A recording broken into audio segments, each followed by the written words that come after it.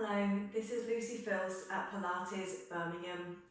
Going to have a look at the jackknife exercise today, and I'm just going to do a very modified version of this exercise.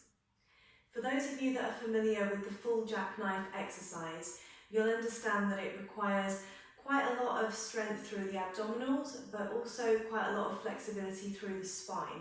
And if it's not done properly, you can end up putting a lot of pressure onto the arms, taking strain into the shoulders and into the neck.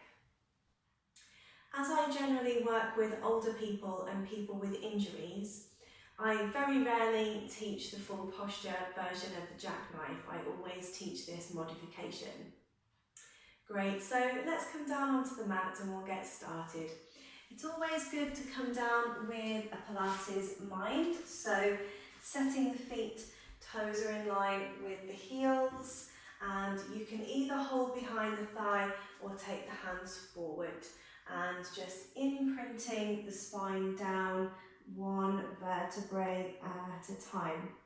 We're going to rest the arms down by the sides and relax the shoulders back and down and bring the feet a bit closer to the bottom.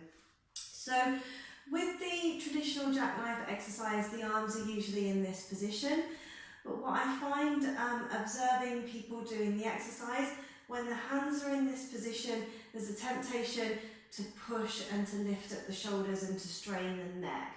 So I tend to encourage people to do this exercise with the palms face up, with the shoulders rolling back and down. So we'll take it right back to the simplest version I can do with this exercise. We're going to bring the knees in and we're going to straighten the legs just a little bit to about here. So we're working with the range of movement in the hip and we're working with the lower back flexibility. You're going to breathe in and breathe out. You're bringing the legs towards you, using your abdominals, keeping the upper body relaxed.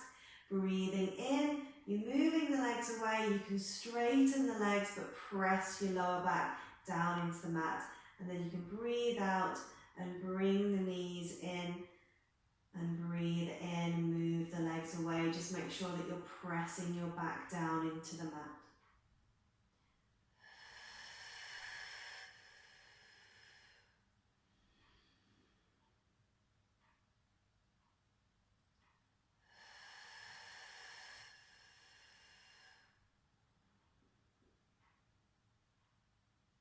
Good, so that's really the lightest version we can do.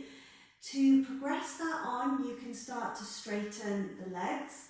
And I would encourage you that if you find that it's really tight on your hamstrings and you find it difficult to straighten the legs, really what we want to focus on with this exercise is more flexibility in the lower back and into the hip joints. So you're better off doing it with the knees bent, how we've just done it there. If you find you've got more flexibility in the backs of the legs and the hamstrings, give it a go from here. So you're breathing out, navel to spine, and breathing in, press that back down to the mat. Breathing out.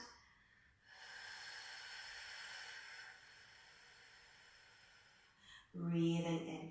So we're never really taking it into the traditional lift up like you do in the full posture, but it doesn't mean that we're not really using that core. So navel to spine, you're trying to really bring the legs towards you, and then of course navel to spine to press the back down.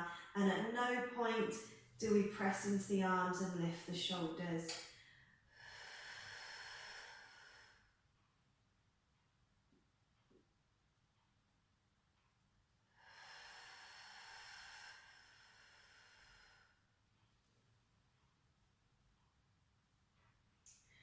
Good, so I just add one more stage onto this, and it's not in the traditional jackknife exercise, because in the traditional exercise you keep the head down because you're lifting up the legs.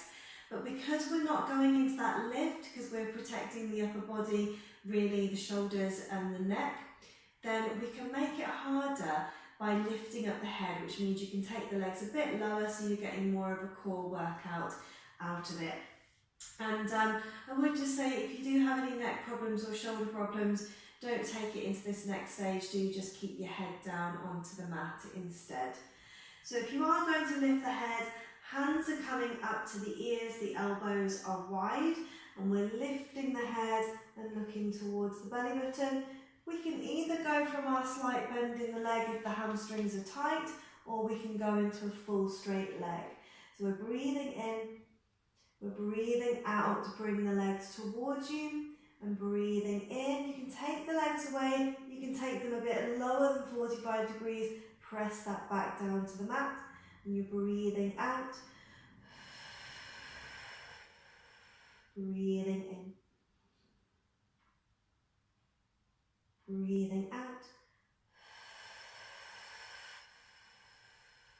breathing in. And that's exactly the same if you're coming in with a slight bend in the knee. If you've got the tight hamstrings, you're still working that lower back flexibility and hip flexibility. And just noticing at no point in the exercise are you using momentum or swinging through the movement. It's a really controlled movement, slowly as you move the legs away, slowly as you return. Let's just do one more.